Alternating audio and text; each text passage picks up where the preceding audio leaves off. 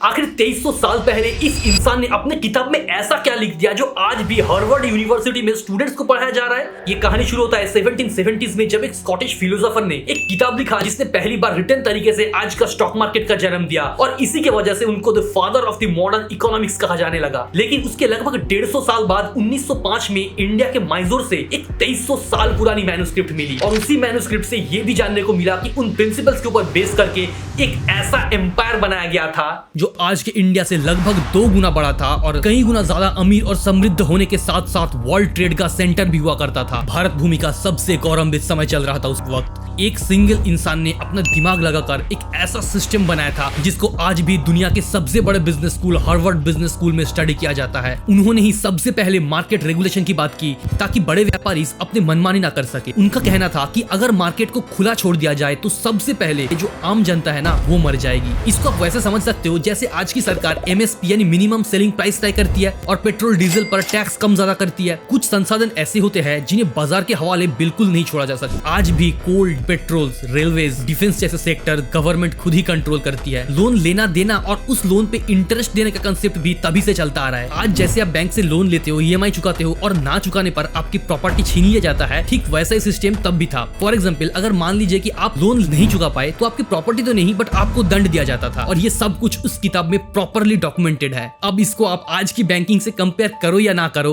But है तो लगभग सेम ही कंसेप्ट। और ऊपर से ये जो नकली नोट बनाने की परंपरा है ना वो आज की नहीं है। अभी जो नोट्स बनाते हैं ना, तब के टाइम पे लोग सिक्के डुप्लीकेट बनाते थे। हाँ, 2300 साल पुरानी बात है ये। तो उनको बहुत कड़ी सजा सुनाई जाती थी क्योंकि इनका मानना था ऐसे जो लोग हैं ये सिस्टम को अंदर ही अंदर झंझोड़ के रख देता है। उन्होंने कहा कि अगर बड़ा बिजनेस करना है तो पार्टनरशिप में करो। इसका 2 फायदा बताया उन्होंने। पहला तो जो प्रॉफिट होगा वो सब में शेयर हो जाएगा अकॉर्डिंग टू देयर कंट्रीब्यूशन, और दूसरा अगर गलती से बिजनेस डूब गया या घाटे में चला गया तो जो लॉस होगा वो सब में ही बटेगा। ये जो सिस्टम था, प्रॉफिट या लॉस जो भी हो सब आपस में बांट ले, यही तो है स्टॉक मार्केट का बेसिक कंसेप्ट। तो अगली बार जब आप स्टॉक मार्केट से प्रॉफिट कमाओ तो याद रखना आप उस विरासत की पार्ट हो जिसकी नींव रखी गई थी आज से 2500 साल पहले। The legend, the myth, the one and only Vishnugupta तथा कौटिल्य तथा चाणक्य के द्वारा अपने किताब अर्थशास्त्र में। और अर्थशास्त्र उन कुछ चुनिंदा किताबों में से है जो फॉर्चुनेटली एग्जिस्ट कर गई और आज भी वैसा का वैसा इंटैक्ट मिलता है। मैं इसको यहाँ ऊपर लिंक कर रहा हूँ, हो सके तो एक बार पढ़ना इसको।